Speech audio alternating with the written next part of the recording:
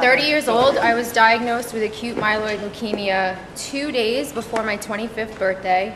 And that's only significant because every time you talk to a doctor or you go for like an MRI or a test, they're like, what's your name, spell your name and date of birth, and everyone's like, oh, happy birthday. And I'm like, not a happy birthday at all.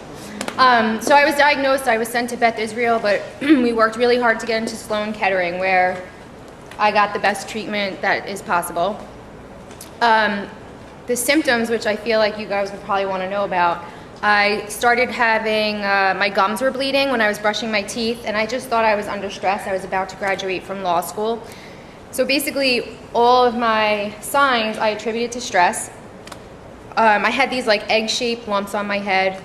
My abdomen was bloated and distended, and I was uncomfortable. And once my glands started getting swollen, I woke up one day, I looked in the mirror, and I couldn't see like where my jaw ended and my neck began. But I had to go downtown and do an arbitration, so I got on the train, I went downtown, felt like absolute crud, sorry. And what happened was when I came back up and I get out at my regular subway stop and I could not get up the stairs. I had to let everyone else go up because I had zero energy. I had to do hand over hand and like pull myself up one stair at a time. And I said, all right, that's it. I'm going to the doctor immediately. I was lucky that my primary care physician, when I moved to the city, I picked the closest one possible. And she just happened to be an oncologist. And seriously, I never even thought that I would ever need an oncologist, of course. And she knew right away. So I was seriously lucky because with acute myeloid leukemia, it's called acute because it happens really fast. 20 years ago, people just died from it. They really had no solutions. And they're still working on it. So I was lucky that as a young adult that they still recognize it and they weren't just passing it off like, no, it's not, it's everything but cancer or anything but cancer. But really it was leukemia. So here's the short part. I had 1 year, I had 6 months of treatment.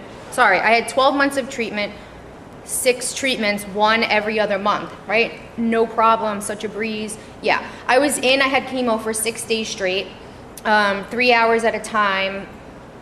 And the first one made me feel so good because I was like, oh, this chemo stuff's so easy. I don't know why people are complaining about it because I felt so bad before I had it. It sort of like cleared everything up. I had these monstrosity size pimples like that were under the skin that were painful. I looked like I was going through puberty again at 25. It was hideous. But it was all because, I don't know if you guys know this, but when you have leukemia, it's your white cells that are affected, and the differences between the leukemias and mine specifically was that they weren't working. So they weren't doing what they're supposed to do and then dying and then being processed. They were just literally building up in my system and causing problems. So, your whiteheads and you like pop your zit. Yeah, there was no whitehead because nothing was fighting off the bacteria, in my skin and all that. So it's really interesting because none of the doctors asked me about my zits. They were more concerned with, are you losing weight? Do you have an appetite? And I was like, yeah, but I have pimples, look at me. Yeah.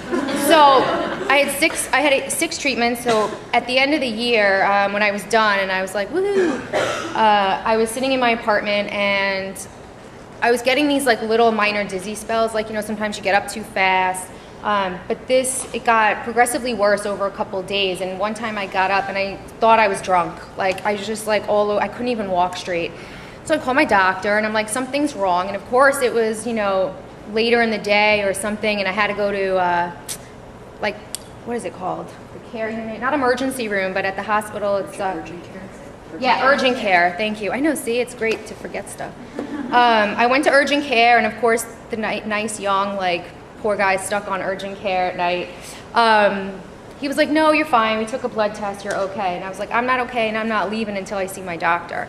And he came in and he immediately admitted me because, everything that was like, you only have a 10% chance of this happening. Of course, I had that 10% chance and I relapsed in my spinal fluid.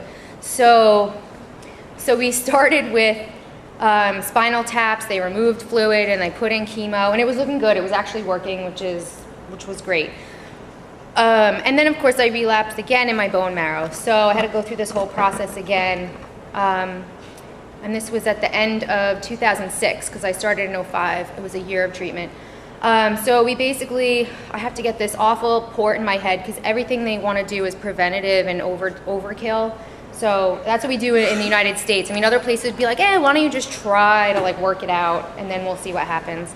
So they put a port in my head so that when I was done with treatment, they could give me chemo directly into the brain. So what it does is it's called the Ommaya Reservoir. I'm like, what was it called? It's the Ommaya Reservoir, and it basically, they drilled a hole in my head. So whenever I go shopping with my mom, I'm like, I need that like I need another hole in the head, you know? So I have this thing, right? I mean, you always say that, right? So I have this straw kind of thing into my brain, and the chemo went directly to where your brain makes the spinal fluid.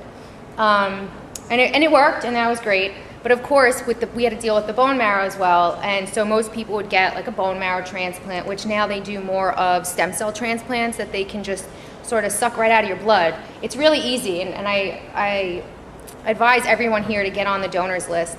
But they take the blood out of one arm, they cycle it, they get the white cells and the stem cells or whatever they need out of your blood, and then it goes right back in the other end. So it's not a scary, like they're gonna cut your back open and take some of your bone out. Like, it's not like that at all. Anyway, so they looked in all of the donor banks everywhere.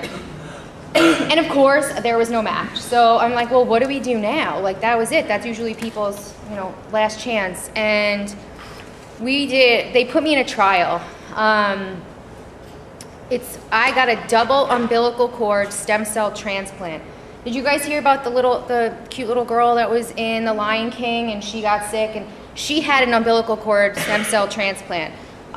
What happens is, though, she was like this big. Kids are smaller, so they only need one umbilical cord. I received 2 umbilical cords being an adult. I know I'm not that big and I'm probably the same size she was, but I get 2 umbilical cords. So they took the stem cells out of that. The beauty of stem cells in general is that they don't have to match your blood type. It's actually your DNA that it works with. And umbilical cord stem cells, and I don't know why, maybe you could tell me later, they have a less stringent match to your DNA. So it was easier, not easy, but easier to match a umbilical cord stem cells. I was very, very lucky. I didn't get to meet the people because it was anonymous donors, but a lot of times you can write a letter to your donor and possibly meet if you both agree. Anyway, so that was like 8 weeks in the hospital. I had to learn how to eat food again because they put you on like a bag of calories or something just to keep you alive. I had gained weight from chemo and all the steroids.